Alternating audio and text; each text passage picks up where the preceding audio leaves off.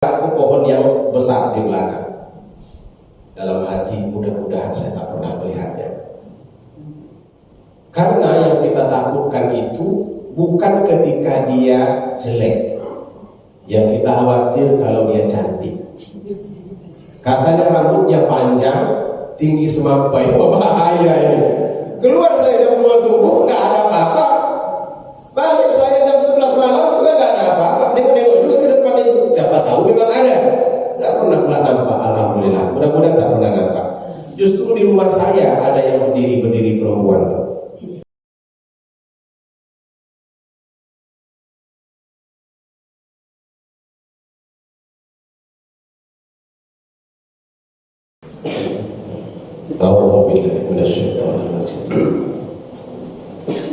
Assalamualaikum warahmatullahi wabarakatuh.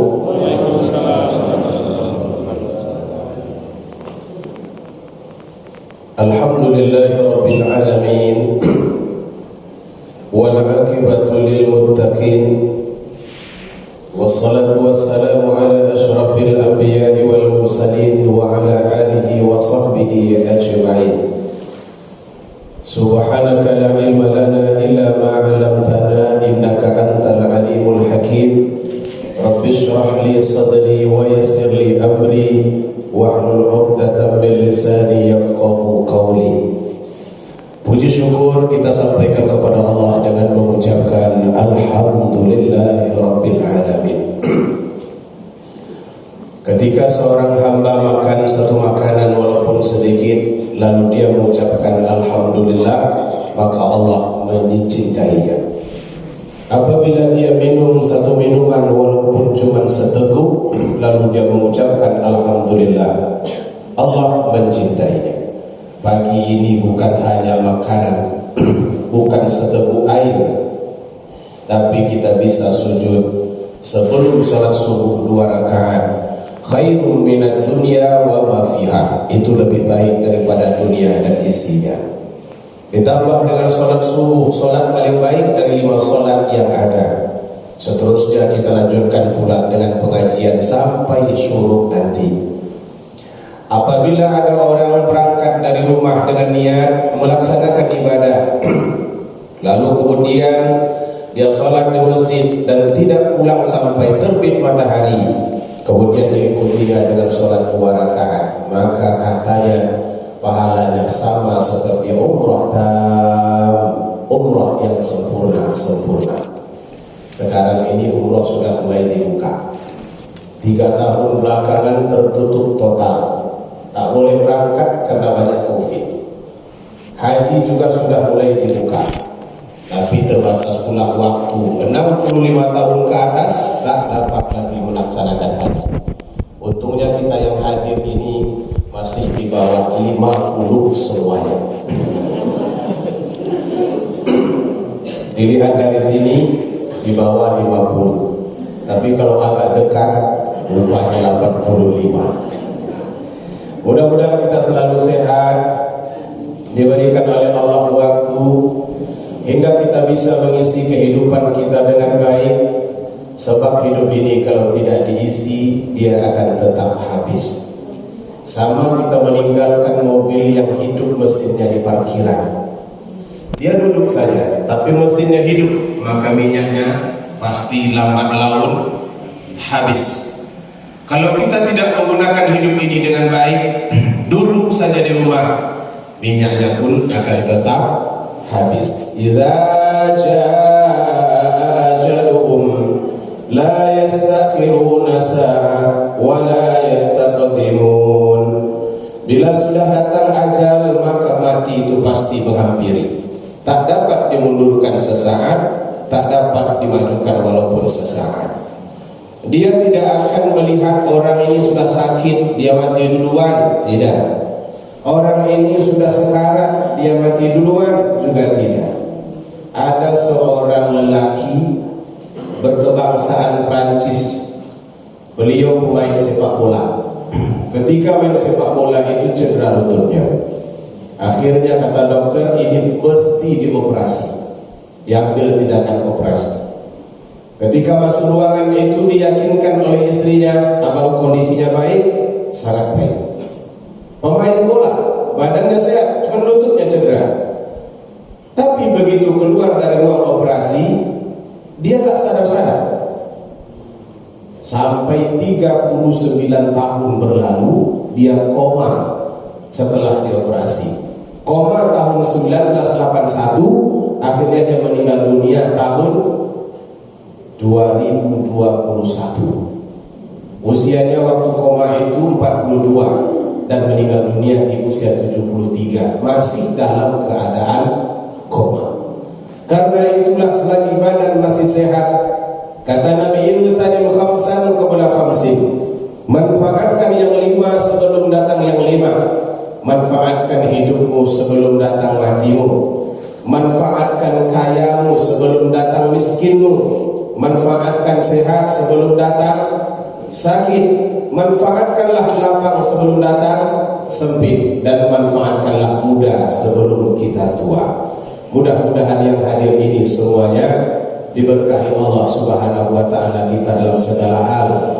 Diberkahi kita dalam umur, diberkahi kita dalam harta, diberkahi kita dalam waktu, sehingga kita kelak menjadi orang-orang yang beruntung. Mati kita dalam keadaan beriman, hidup dalam keadaan Islam, dan insya Allah kita akan dibangkitkan oleh Allah ma'as syuhada was salihin, bersama orang-orang yang syahid dan orang-orang yang soleh. Tak semangat, amin ya Rabbal alamin. Jadi kalau subuh-subuh ini aku semangatkan sedikit Pak. Kalau kurang semangat, yang ngantuk itu bukan ibu bapak saya. Kalau bapak ibu ngantuk nggak punya beban, tapi kalau saya yang ngantuk nggak nampak saya tulisannya di depan ini. Karena itu harus semangat. Bagaimana tidak semangat? Orang yang dirahmati Allah, orang-orang yang katanya diturunkan oleh Allah malaikat menghormatinya, orang-orang yang dibanggakan oleh Allah di depan para malaikatnya. Begitu banyaknya fadilah menghadiri majelis ilmu ini. Memang tidak nampak malaikat yang hadir itu karena Allah sayang ke kita. Sebab kalau sempatlah malaikat itu nampak, nggak usah satu periode ceramah ini, sebentar saja tahu kita bahwa itu malaikat, maka kita akan resah. Apalagi kalau yang hadir itu termasuk malaikat maut, dan dia nengok ke orang tertentu saja selama wirid ini, maka kita akan cepat pulang. Maka kenapa cepat pulang? Ada malaikat di situ. Dia nengok terus pulang. Alhamdulillah, Allah gaibkan sehingga tidak terlihat, tapi mereka ada. Apa yang mereka buat? Haffat alaihimul malaikah. Malaikat akan menutupkan sayapnya, memberikan penghormatan kepada orang-orang yang menuntut ilmu, baik yang matanya terbuka maupun yang matanya tertutup. Sama, karena dia berada di dalam majelis yang baik.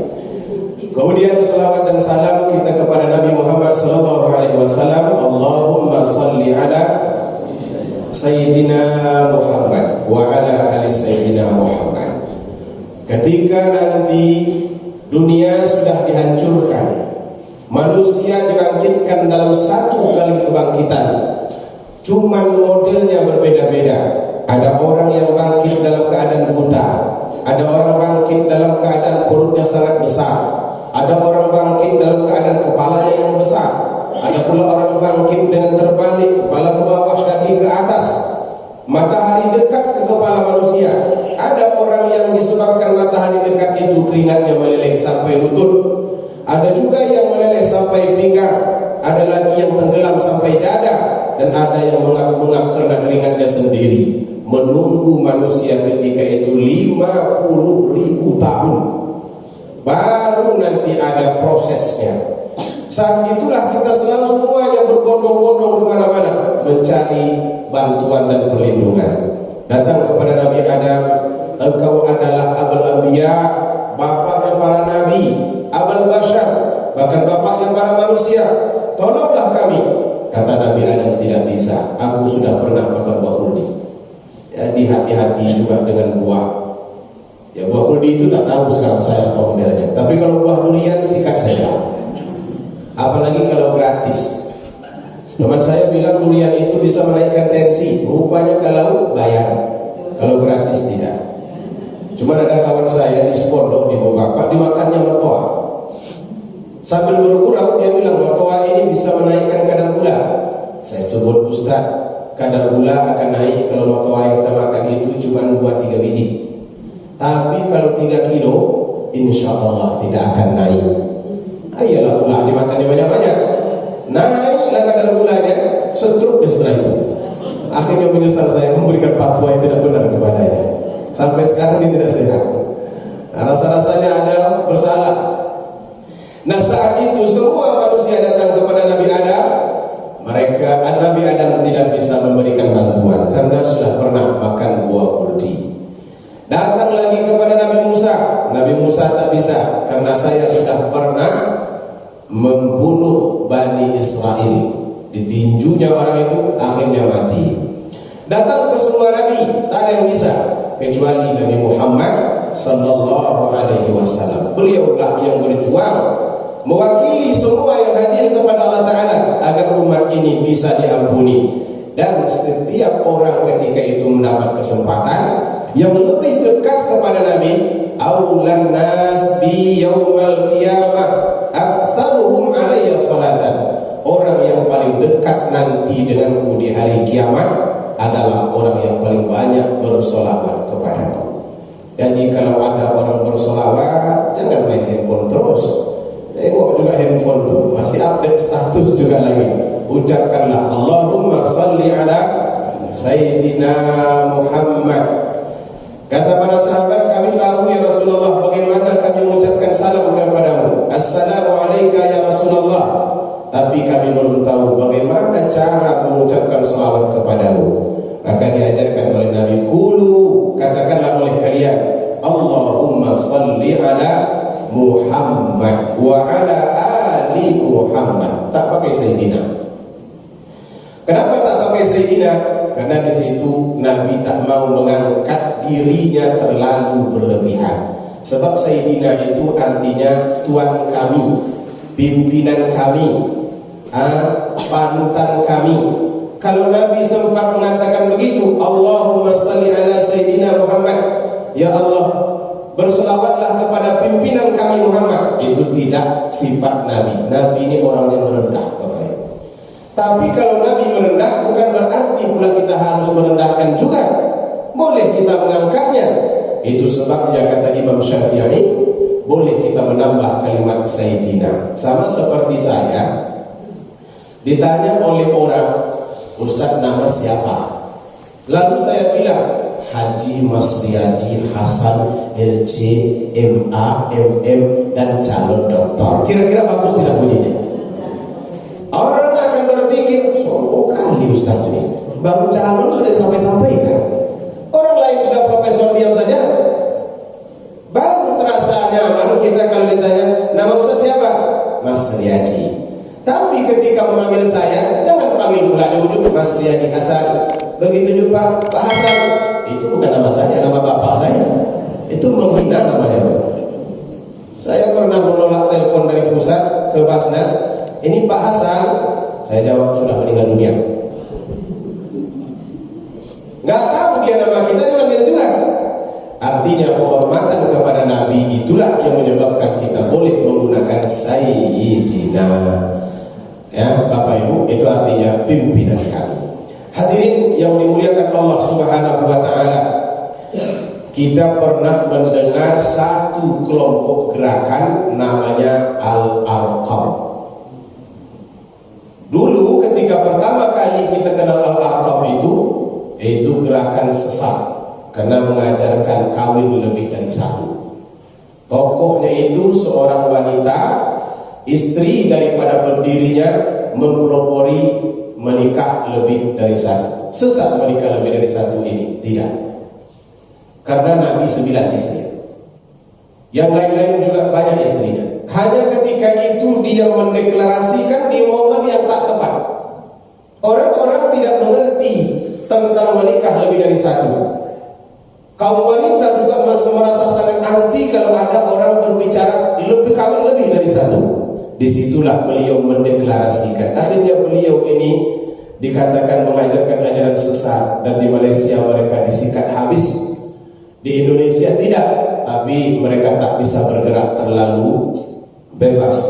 Sekarang banyak toko-tokonya berdiri di Indonesia. Al-Arqam. Saya tidak nampak apa yang salah. Menurut saya, dalam pandangan zahir, karena saya tidak meneliti, mereka ini biasa-biasa saja. Hanya mereka punya prinsip bergerak dalam bidang ekonomi sendiri. Sarden mereka sendiri yang buat. Kecap ikhwan, roti canai ikhwan, air mineral ikhwan. Kalau ada godok bagulo ikhwan. Orang takut kalau umat Islam itu tampil ini bisa hebat ini nanti. Mereka punya prinsip, kalau memang ada punya orang kita, kenapa beli punya orang lain? Kalau kecap kita juga bisa, kenapa dibeli pula kecap Wingput tuh punya Belanda yang dapat kekayaan, kenapa tidak punya orang Islam dibeli? Itu prinsip yang mereka tanamkan dalam komunitasnya. Makanya mereka ini dianggap sebuah ancaman oleh pemerintah Malaysia dulu. Mereka disikat dan dikatakan sesat. Saya tidak tahu apa ada yang lain yang menyebabkan mereka ini disesatkan, tapi bukan mereka yang akan kita bahas. Pertanyaannya, dari mana munculnya kata-kata Al-Arqam itu? Al-Arqam itu diambil dari sebuah rumah pertama yang dipakai oleh Nabi dalam mengajarkan Islam kepada para sahabat dulu ketika beliau diangkat menjadi Rasul. Ketika turun Jibril di dalam Gua Hira, Nabi belum begitu yakin apa bendanya yang turun ini. Karena wajahnya putih, orang yang putih penuh dengan cahaya, dia memeluk Nabi sekuat-kuatnya. Iqra Muhammad, baca 3 kali disebutnya. Apa kata Nabi? Ana biqari, aku tidak bisa baca. Akhirnya setelah itu diajarkan, Iqra bismi rabbikal ladzi khalaqal insana min 'alaq. Iqra wa rabbukal akram alladzi 'allama bil qalam 'allamal insana ma lam ya'lam. Setelah itu Jibril pun menghilang, pergi. Keluar Nabi dari Gua Hira dalam kondisi ketakutan, badannya menggigil. Jadi peluklah pulang. Bendanya tak nampak. Dan tak tahu, kita dipeluk benda nampak saja kok kita menggigil juga. Ini benda yang tak nampak. Kita kalau sudah nampak hantu di depan tu, belum lagi dia memeluk kita, nampak saja baru kita sudah menggigil. Apalagi kalau hantunya hantu perempuan. Karena di Indonesia ini hantu itu jenis kelaminnya perempuan semua. Kayaknya laki-laki jadi tanah, perempuan jadi hantu. Kukunya panjang, rambutnya panjang, sikikannya memang sikikan perempuan. Beda dengan barat hantunya laki-laki semua. Memang salah memang ada sensus penduduk hantu ini yang mengeluarkan hantu itu perempuan semua. Ada waktu saya pertama kali pindah ke rumah saya sekarang, ibu yang di belakang itu begitu rewel. Ustaz, hati-hati, di depan rumah Ustaz yang ada rumah kosong itu ada perempuan yang selalu berdiri di situ. Memang kosong rumah itu. Berdirinya dekat pot bunga, katanya yang bunganya besar-besar. Pagi semalam, kata beliau, dia terbang dari situ sekira-kira jam 4 subuh mengarah ke pohon yang besar di belakang. Dalam hati, mudah-mudahan saya tak pernah melihatnya. Karena yang kita takutkan itu bukan ketika dia jelek, yang kita khawatir kalau dia cantik. Katanya rambutnya panjang, tinggi semampai, bahaya ini. Keluar saya jam 2 subuh, nggak ada apa-apa. Balik saya jam 11 malam juga nggak ada apa-apa. Nengok juga ke depan itu, siapa tahu memang ada. Nggak pernah nampak, alhamdulillah. Mudah-mudahan tak pernah nampak. Justru di rumah saya ada yang berdiri perempuan tuh. Bini saya, dia yang selalu menyambut membukakan pintu. Nabi begitu dipeluk, menggigil beliau sampai di rumah Khadijah. Beliau masih ceritakan itu datang begini-begini, dan mulai saat itu beliau sudah disyariatkan, diperintahkan oleh Allah untuk menyampaikan dakwah Islam. Ibda fasda, hendaklah engkau memulai dari orang-orang rumahmu terlebih diajaknya Khadijah, diajaknya yang lain pelan-pelan. Kemudian diajaknya sahabat-sahabat yang lain. Lalu untuk mengajarkan Al-Quran, diambilnya satu rumah yang berposisi di Bukit Safa yang ada sekarang. Waktu itu Bukit Safa itu masih jauh dari pemukiman. Orang tidak berpikir kalau rumah itulah yang dijadikan oleh Nabi sebagai rumah mengajarkan Islam pertama ketika Islam ini diturunkan oleh Allah Subhanahu wa taala. Nama pemilik rumah itu Abdullah bin Al-Arqam bin Abil Arqam. Itulah nama pemilik rumah. Maka rumah itu disebut dengan Darul Arqam. Dar itu artinya negeri, Al-Arqam nama pemilik rumah.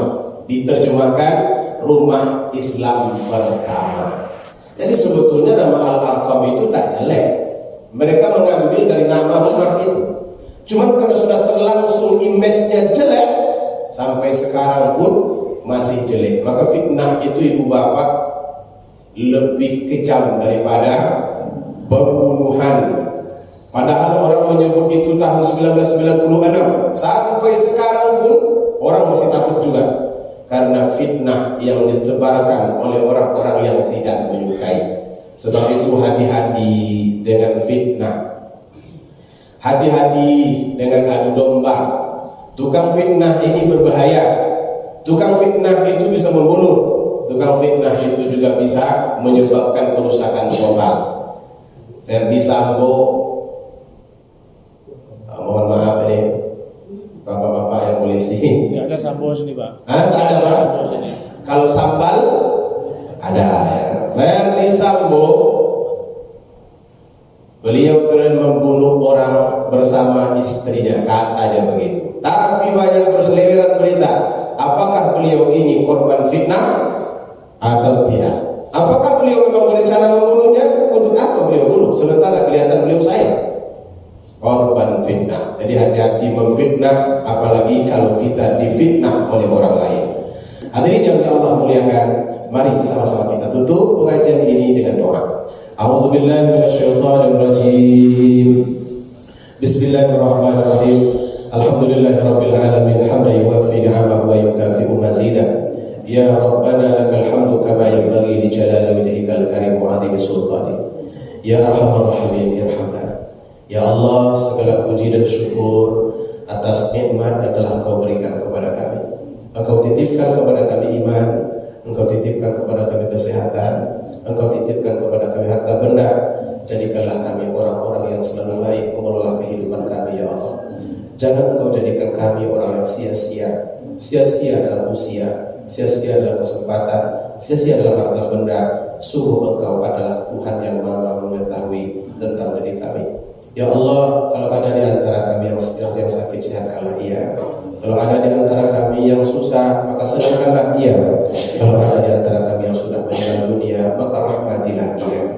Ajarkanlah kepada kami ilmu yang bermanfaat dan berikan kami kekuatan untuk mengikutinya. Rabbana atina fid dunya hasanah wa fil akhirati hasanah wa qina adzabannar. Wa sallallahu ala sayyidina Muhammad wa ala alihi wa sahbihi wasallam. Walhamdulillahi rabbil alamin. Taqabbalallahu minkum minna wa minkum taqabbal ya karim. Lebih kurang mohon maaf. Billahi taufiq wal hidayah. Wassalam.